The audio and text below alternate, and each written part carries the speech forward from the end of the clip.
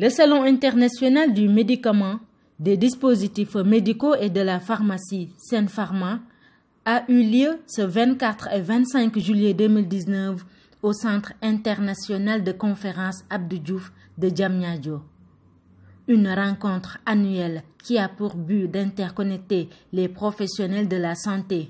Pour cette édition, le thème choisi porte sur quelle politique pour une meilleure prise en charge des maladies chroniques en Afrique. C'est ainsi que le professeur Abdoul Kane a dirigé la conférence inaugurale portant sur les maladies chroniques non transmissibles. Quelle politique? L'avenir, c'est que pour ce qui est des cardiopathies rhumatismales, oui, il faut faire de la prévention, primaire, secondaire, en traitant systématiquement les angines, en faisant de la pénicilline pour ceux qui ont déjà ces maladies-là. Mais n'oublions jamais une chose, et ça encore une fois, c'est une évolution des idées qui est quasi, qui est fondamentale. Il s'agit d'une maladie du sous-développement. Lorsqu'on aura amélioré les conditions de vie, on aura fait disparaître ces maladies. Si on ne l'a pas fait, ces maladies resteront là avec nous et vivront avec nous et notre pauvreté. Et puis il y a la question des facteurs de risque. Malheureusement, ce n'est pas être devin que de le dire, elles vont progresser. Pourquoi elles vont progresser? Parce que quelqu'un le disait, l'histoire des épidémies, c'est l'histoire du bouleversement de la culture des sociétés humaines. Le professeur Sylvie Audrey Diop a porté sa communication sur les maladies chroniques transmissibles. Quelle politique? Ces maladies transmissibles, qu'elles soient chroniques ou non, présentent des facteurs de risque qui sont variés et qui correspondent en fait aux différents agents, aux micro-organismes impliqués, mais également aux différents modes de transmission. Ainsi, on a des maladies qui peuvent être transmises par voie directe ou indirecte, ou bien par voie aérienne, par voie digestive, par voie sexuelle, par voie sanguine, et elles peuvent aussi faire intervenir des vecteurs vivants ou inertes.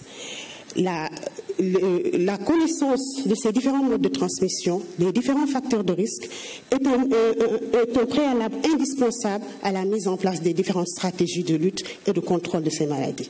Parce que ces maladies peuvent être maîtrisées et contrôlées. Nous avons un agent pathogène avec des modes de transmission et un terrain qui survient. Elles peuvent être contrôlées et différentes stratégies peuvent être utilisées, notamment par le contrôle des sources d'émission, le contrôle du réservoir de l'agent et les modifications de réceptivité de l'hôte, notamment par la mise en place de pratiques d'immunisation active ou passive. Sen Pharma est aussi un salon d'affaires permettant aux services de faire la promotion de leurs produits.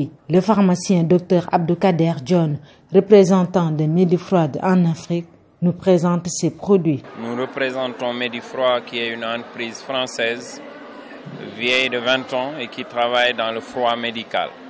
Parce que vous savez, en général, ce qui se faisait, c'est que les gens utilisaient les frigos ménagers pour conserver les vaccins et tous les produits thermolabés. Alors qu'à côté, il y a des frigos médicaux, des frigos adaptés à la conservation des vaccins et de tous les produits thermolabés. C'est ce que Medifroid fait. Parce que lorsque vous prenez un vaccin à la pharmacie, on vous met souvent sur l'emballage que le produit doit être conservé entre 2 et 8 degrés. Et nous avons des frigos, nous avons des armoires professionnelles de conservation qui sont réglées entre 2 et 8 degrés. La température est toujours comprise dans cet intervalle, ce qui fait une optimisation de la conservation des produits thermolabés. Présent pour la première fois au salon de Sen Pharma, les laboratoires HT26 ne sont pas en reste. Dr Stéphane Waknin s'explique. On fait le salon Sen Pharma pour la première fois et on est là pour présenter nos nouveautés à la profession pharmaceutique et aussi échanger sur les nouveautés avec les nouveautés de nos produits, mais aussi l'évolution de la profession pharmaceutique à Dakar. Alors on vend des produits donc, pour les peaux noires et métissées depuis 1992 à Paris. Et donc voilà, on a une clientèle acquise à Dakar, une clientèle dakaroise de très longue date. On a un réseau de distribution par les pharmacies d'officine classiques, mais aussi dans les marchés avec des clients de très longue date, qui proposent nos produits à une clientèle qui cherche des produits de beauté de qualité et made in France. En matière de solutions d'allaitement, les produits Modela ont été exposés pour les besoins des mères et des bébés. Donc Modela, nous faisons des tire-laits. Donc c'est dans le but de promouvoir l'allaitement maternel exclusif mais surtout éviter les engorgements mammaires au moment qu'ils sont devenus actifs. Donc de là, on utilise un télé pour extraire le lait afin de vider le sein, mais aussi afin de pouvoir donner l'enfant si la maman est absente, afin qu'il puisse bénéficier du lait maternel.